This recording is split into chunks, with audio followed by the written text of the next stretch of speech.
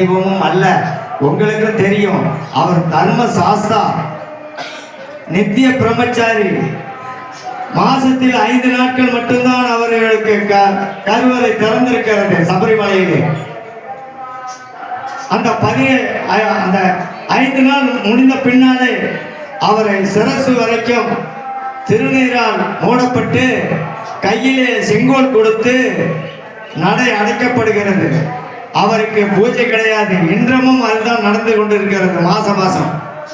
அப்படி இருக்கிற நேரத்தில் அவர் நித்தம் பிரம்மச்சாரி கோலத்திலே அமர்ந்து தானத்தை செய்து கொண்டிருக்கிற ஒரு அற்புத தெய்வம்.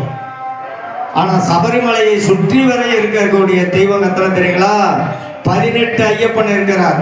ஆரியங்காவு, அச்சங்கோயில், குளத்தூப்புளை, இது மாதிரி 18 கோயில்கள் இருக்குது. இதுல எத்தனை பேர் அந்த 18 கோயில்களை அடி வைச்சார்கள் என்பது எனக்கு தெரியவில்லை.